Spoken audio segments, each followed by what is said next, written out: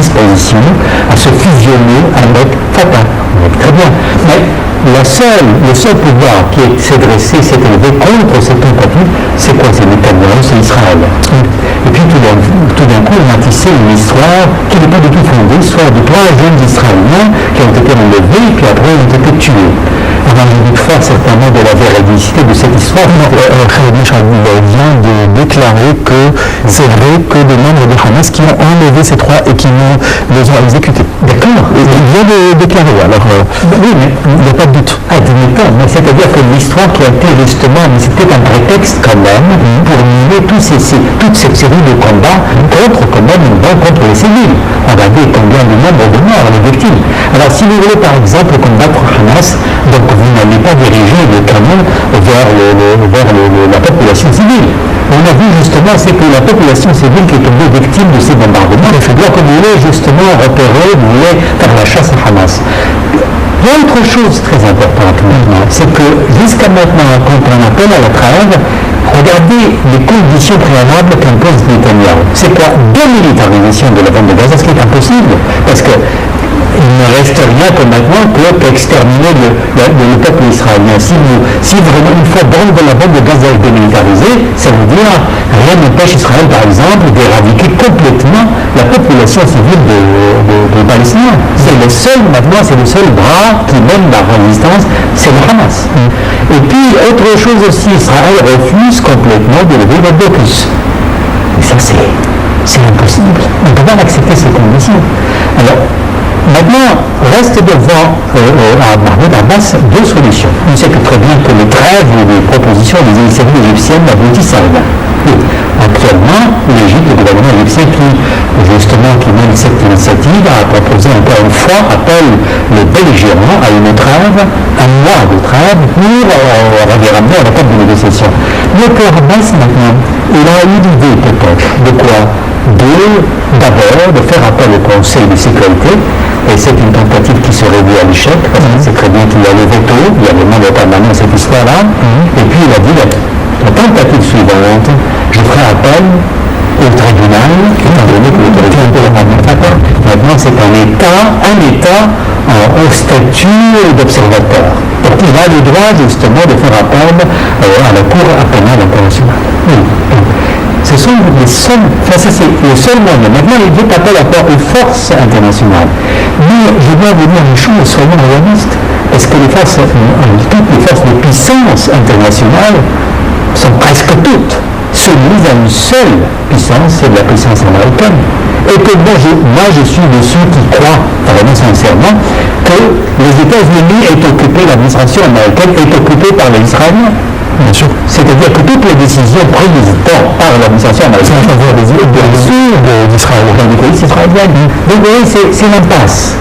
Nous sommes devant une impasse et que l'Égypte doit quand même, ce n'est pas une raison pour que l'Égypte arrête de jouer son rôle historique, c'est quoi? De proposer des initiatives les unes après les autres.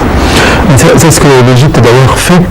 Jusqu'à maintenant, il y a une proposition de mener à un couvre-feu, un arrêt de frappe pour une longue durée de 30 jours jusqu'à faire les négociations. Ça, c'est les dernières nouvelles. Mais ça se veut que vous donnez la justification pour Hamas, pour la résistance. Il faut pour la résistance. Mais le fait de tirer des roquettes.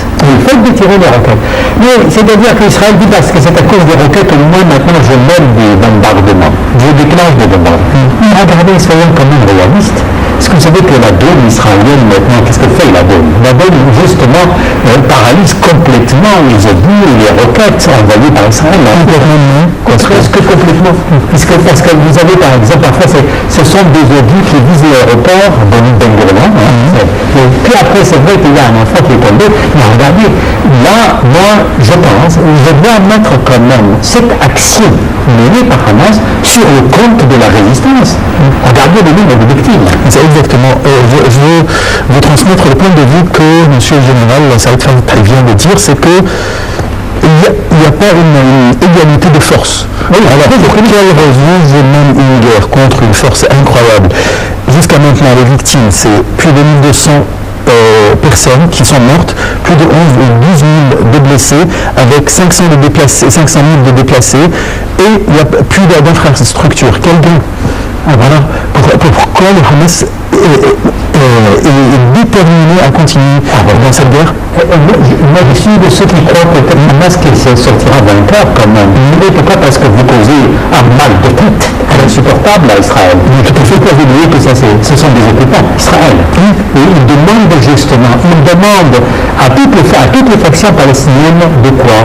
De faire cession complète, de céder complètement la cause palestinienne. Or ici c'est impossible. L'histoire nous apprend quand même qu'aucune force occupante a réussi, en fin de compte, à occuper, à rester toujours occupant, jusqu'à la finalité. Une dernière question. 2012, le Hamas a complètement accepté l'initiative égyptienne qui ne diffère pas à l'initiative de 2014. Quelle est la différence? Oui, lorsque moi je regarde, j'ai vu les Palestiniens, même leur résistance, peut-être la résistance se cristallise dans une force qui s'appelle Hamas. Ça ne veut pas dire que je tiens Hamas. Au contraire. C'est-à-dire que le Hamas, je viens de dire que le Hamas c'est quoi? C'est une filiation des frères musulmans et que c'est pour la simple raison que Morsi avait proposé donc à Hamas de faire concession à Israël. Pourquoi? Contre quoi Morsi a vu présenter cette initiative? Contre une concession de combien? 250 km symétriques pour écoutez, ça c'est quand même, je suis inclin de croire parce qu'il y a même des rapports américains qui le disent. Et en matière de politique, alors j'aimerais bien vous dire une chose. Tout ce que nous avons en fait sous les yeux à examiner, ce sont des arguments.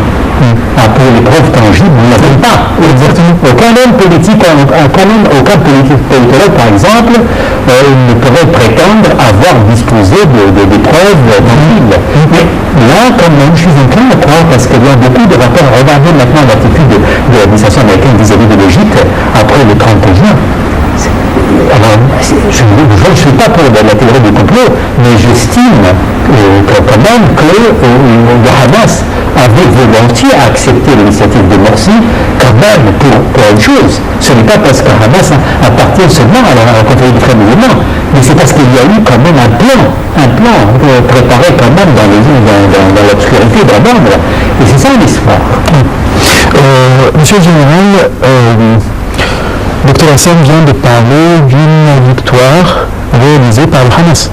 Est-ce que vous êtes d'accord? Oui, je suis tout à fait d'accord, mais c'est pas...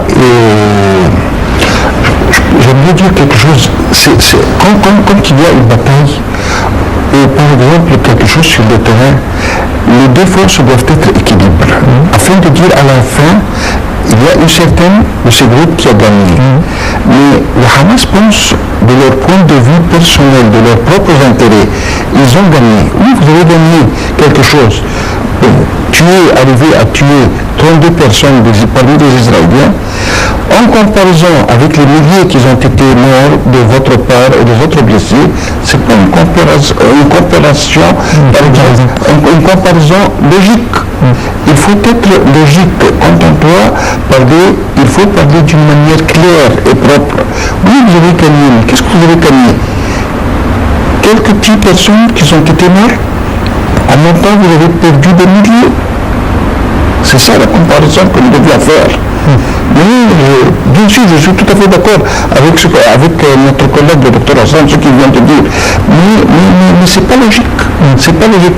Et à la fin, quel est le résultat? Aucun résultat. Bien sûr, de leur point de vue personnel, ils voient qu'ils sont des gagnants. Je suis en train de parler du groupe de Hamas. Mais en comparaison avec les autres, vous avez beaucoup perdu. Et quel est le résultat final? Peut-être le jour à venir donner quand même de bons résultats pour les Palestiniens. J'espère, mais je ne crois pas. J'espère, mais je ne crois pas. C'est une guerre contre une occupation. C'est-à-dire qu'il est prévu toujours que les victimes seront toujours des civils. Est-ce que vous avez décidé justement? Oui, les vues politiques sont plus importantes, c'est-à-dire avant l'apparition du Hamas, on a eu vraiment des espoirs. Après les accords d'Oslo, de Barcelone, on s'attendait à deux États, non? Absolument pas. Moi, je ne vois aucun espoir, étant donné que vous savez, quand même Israël joue avec le temps, et puis pensez-vous qu'Israël arrêterait vraiment de bombarder, de tuer les civils. Si Hamas disparaissait, je ne pense pas.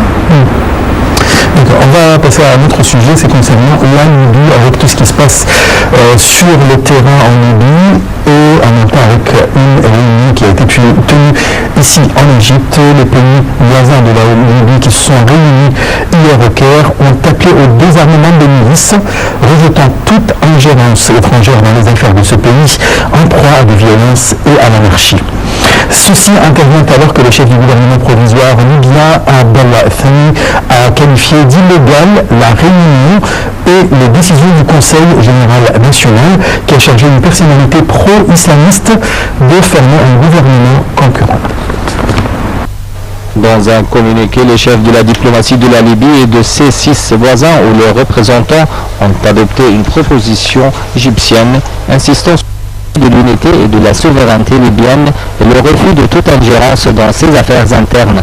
Le document égyptien appelle toutes les milices à déposer les armes simultanément, réclamant à la fin immédiate de toute opération militaire afin de soutenir le processus politique et de renforcer le dialogue entre toutes les parties ayant renoncé à la violence. Les pays voisins de la Libye ont également assuré leur soutien aux institutions libyennes légitimes, à leur tête le Parlement élu, représentant l'expression de la volonté populaire libyenne